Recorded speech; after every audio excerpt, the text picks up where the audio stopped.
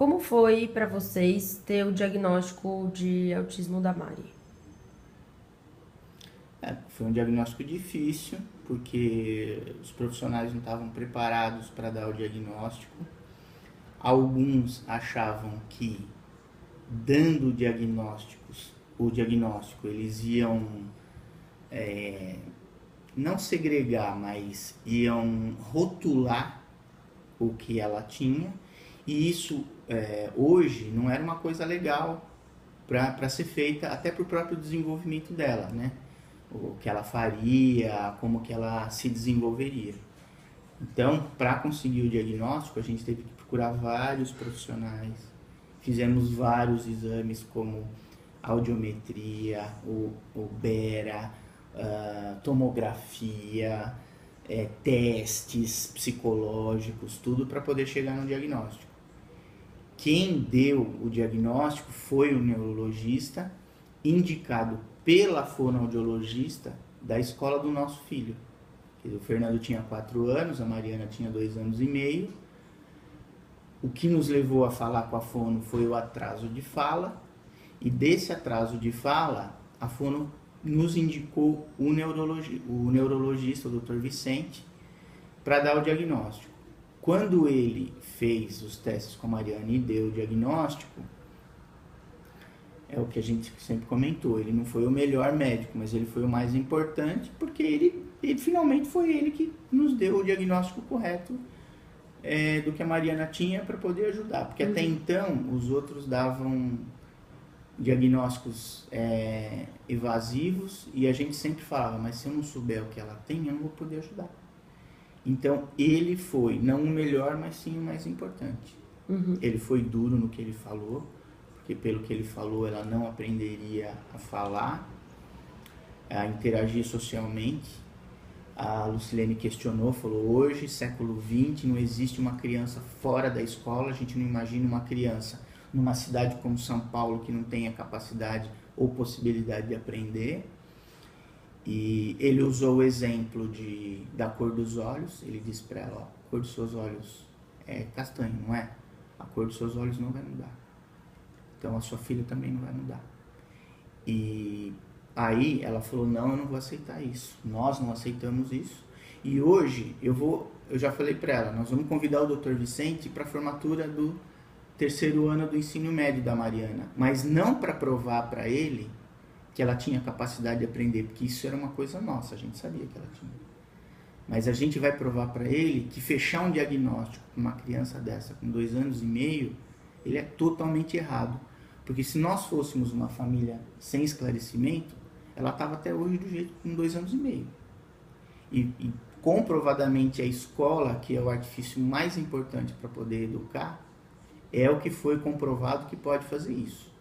Porque como a Lucilene vai explicar, né, dependendo nesse nosso bate-papo, a gente sempre se preocupou o que a gente ia ensinar para ela. Mas, na verdade, ela ensinou muito mais para a gente do que a gente para ela. O que a gente soube fazer foi detectar as necessidades. E isso é mérito todo dela. Ela estudou, ela foi atrás, ela viu. E que eu imagino que ela deve te passar essa experiência aí com as suas colocações. Conta um pouquinho, Lu, o que você, depois do diagnóstico, o que você foi fazer?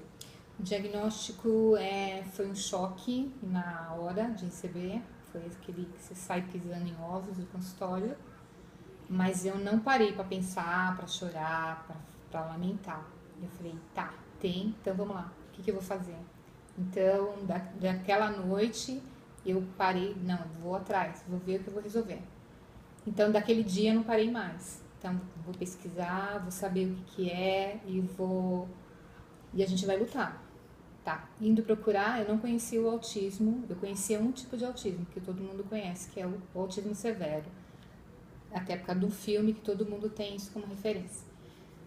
Não sabia que ele era Qual filme? Rain Man.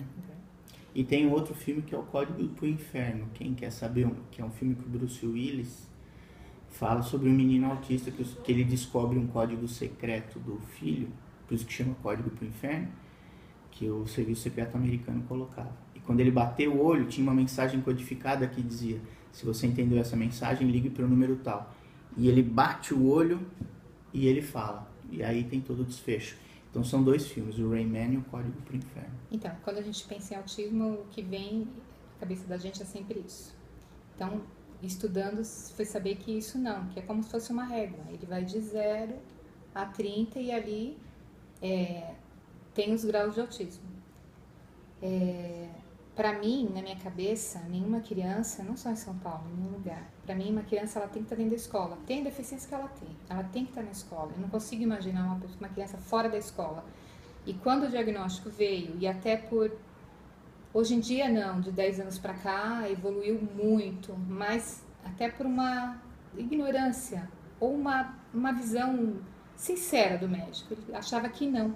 Que era para mim esperar a Mariana crescer e se ela quisesse fazer bordado, se ela quisesse fazer dança, pintar. E era para esperar ela crescer para ver o que ela queria fazer. E para mim, não. E aquele dia eu saí dali, do consultório, peguei um ônibus e fui direto para a escola, onde já estudava o Fernando, meu filho de 4 anos. Eu saí de lá do consultório, fui direto para a escola, pedi para falar com a coordenadora de pedagogia e falei com ela. Falei, acabei de pegar o diagnóstico da minha filha, é esse. E eu quero saber se a escola aceita a Mariana. A escola falou que sim. Falei, então, eu não vou esperar até os 4 anos para colocar a Mari, vai entrar amanhã na escola. Então, eu não aceitei um diagnóstico do médico e eu não aceitei ele falar para mim que a minha filha não podia. Para mim, não. Ela vai entrar e ela entrou. Fui estudar, fui ver tudo que ela precisava e ela precisava de muita coisa. Fono, psicóloga, terapeuta ocupacional. Ela precisava de um psiquiatra, porque só o psiquiatra e o neurologista que pode dar as medicações, eles têm que fazer o acompanhamento, pelo menos de 6 a 6 meses. E isso, o convênio não cobre. O convênio cobre... 1, 2 consultas. 2, né? Psicóloga, fono, eles não cobrem. Oi, Mari. E aí, Mari? E isso é um custo muito grande. Tudo bem, filhota? Isso é um custo grande. Então, o que eu fiz foi pegando... Eu saí para fazer cursos, vi muita coisa. A Júlia tá gravando a gente, mano. Tô fazendo um depoimento. Uma entrevista. Tá bom. Tá bom. Mas você pode ficar aqui, viu? Não tem problema. Então, E eu cheguei à conclusão de que tudo que eu vi de cursos, de depoimentos de pais, acompanhando palestras, que eu tinha tudo que eu preciso dentro da escola. Eu tenho fono, eu tenho todo o trabalho de uma psicóloga, eu tenho todo o trabalho de uma fono, eu tenho todo o trabalho de uma terapia ocupacional, eu tenho todo um trabalho ali dentro. As próprias crianças fazem esse trabalho. Então, o que eu posso dizer hoje é para que nenhum pai desista de procurar uma escola que seu filho se sinta bem. Não é a escola que o pai se sente bem, é que seu filho se sente bem. Sem pensar no método. Porque tem muito isso, mas a escola é construtivista e não serve, ele precisa de uma escola tradicional. Não. Ele precisa da escola. Que seu filho vai se sentir bem, onde ele é aceito. E isso a gente deu muita sorte. Até o porteiro da escola, sempre ela, minha filha, foi muito bem tratada. Então é isso que eu posso falar. Ok, muito obrigada.